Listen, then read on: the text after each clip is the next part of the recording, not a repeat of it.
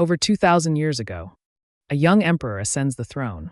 His name was Liu Che, known to history as Emperor Wu of Han. He's one of the most famous rulers in Chinese history, often mentioned together in the same breath as Qin Shi Huang, Qin Emperor, Han Wu Emperor, the great duo that shaped ancient China. But what did he do that was so iconic? He massively expanded China's borders, established ideas that lasted for 2,000 years. But his rule also had a dark side. This is the story of the ambitious, powerful, and complex Emperor Wu. In 141 BC, a young Liu Che ascended the throne. His grandfather and father had left him a stable and prosperous empire thanks to the well-known rule of Wen and Jing. A time of peace, light taxes, and steady growth. But the new Emperor Wu was ambitious and had bigger plans. His biggest ambition, dealing with the Xiongnu, powerful nomadic warriors from the north who constantly raided China's borders. Previous emperors had paid off the nomads with marriage alliances to keep the peace. But not Wu. He decided it was time to fight back. Then, in 138 BC, rumors reached the court. The Hexi people, far to the west in the Hexi Corridor, had been driven out by the Xiongnu and might be seeking revenge. Seizing an opportunity to retaliate, the young emperor dispatched Zhang Qian, empowering him with the credential staff as Han ambassador, to lead over 100 men on an ambitious mission. Journey west, locate the Hexi, and secure a military alliance against the Xiongnu.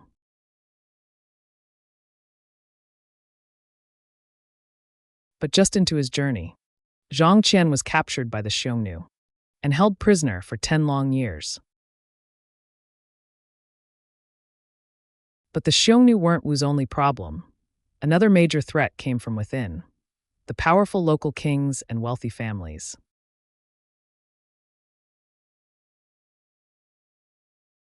Thanks to years of light taxes and loose government, much of the empire's money and influence had flowed into their hands, not the emperor's.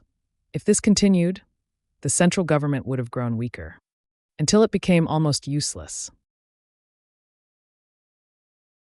So Emperor Wu faced a choice: stay passive and lose power, or make a move. He chose to act. He launched a bold new policy: dismiss the 100 schools, revere only Confucianism. This wasn't just about philosophy. It was a power move. By promoting Confucian ideals like loyalty to the emperor and central authority, Wu weakened rival schools of thought and consolidated his control. It became the state ideology, shaping not just his reign, but Chinese culture and governance for the next 2,000 years. In 128 BC, Xiongnu cavalry once again raided the northern borders. This time, Emperor Wu decided to strike back, actively and aggressively. He sent 4 separate cavalry forces totaling 40,000 troops deep into Xiongnu territory. Among them, a young general named Wei Qing led 10,000 riders straight into the heartland of the Xiongnu, the very court of the leader, in a fierce and daring attack. Wei Qing's troops killed 700 Xiongnu soldiers and returned victorious. This wasn't just a battle win, it was a huge symbolic victory.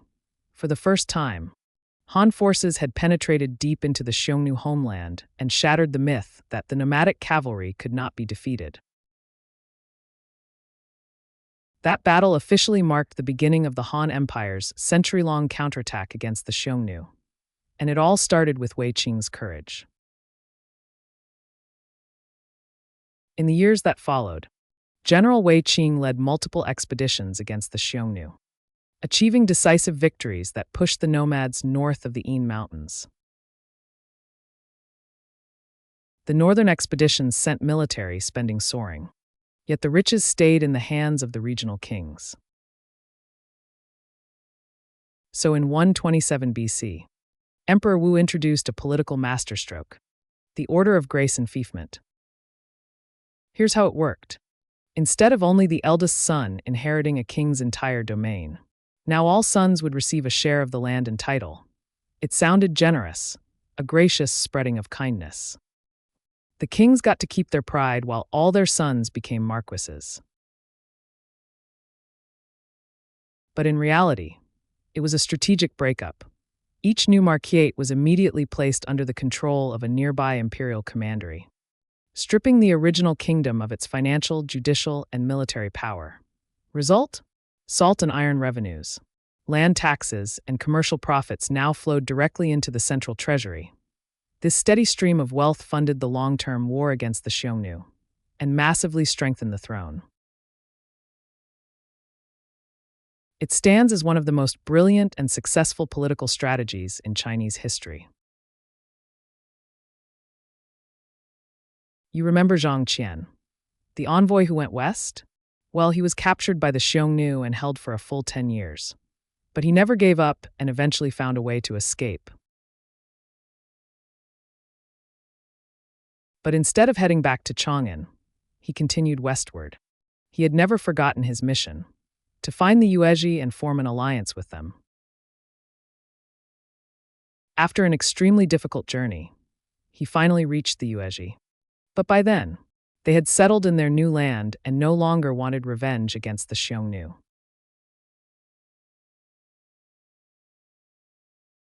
Disappointed, Zhang Qian began his return trip to Chang'an. To avoid the Xiongnu, he tried taking a different route, but the Xiongnu had expanded their territory, and he was captured once again. A year later, a rebellion broke out among the Xiongnu. Seizing the chance, Zhang Qian escaped.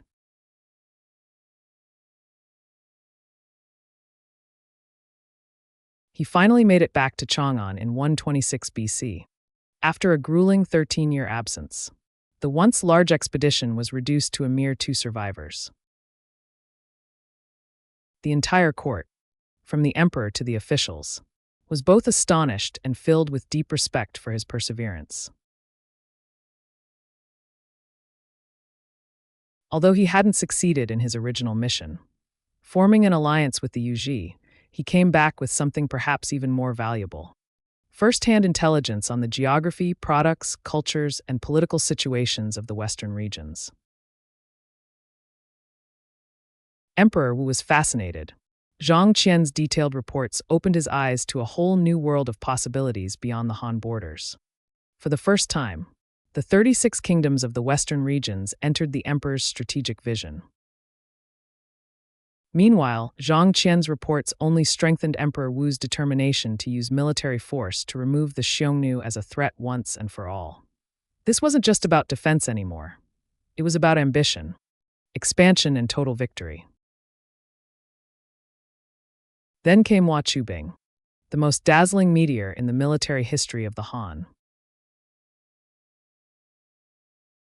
In 123 BC, at just 18 years old, he joined his uncle Wei Qing's campaign and led 800 light cavalry in a swift strike, killing 2,028 Xiongnu soldiers in a stunning debut. By 121 BC, he commanded 10,000 cavalry, crossing the Yanji Mountains, fighting relentlessly for 6 days, crushing 5 Xiongnu tribes and wiping out 8,900 enemies. That same year, he drove even deeper, circled the Chilean Mountains, defeated the Xiongnu at the Heli Mountain Battle, killing over 30,000 and forcing the surrender of 40,000 under King Huo. The Xiongnu were driven out of the Hexi Corridor. From then on, there were no more royal courts south of the desert. In 119 BC, Wei Qing and Huo Qubing each led 50,000 cavalry in a 2-pronged mega-campaign. Wei Qing killed 19,000, forcing the leader to flee. Huo Qubing defeated the left Sage King's force, killing 70,000 and achieved the ultimate victory.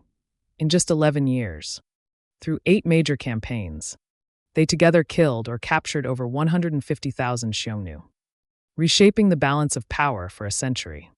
The Xiongnu fled far into the northern deserts, The Han Empire pushed its northern frontier 500 kilometers outward, linking the Great Wall, Yin Mountains, Hexi, Corridor into one unbroken line of defense.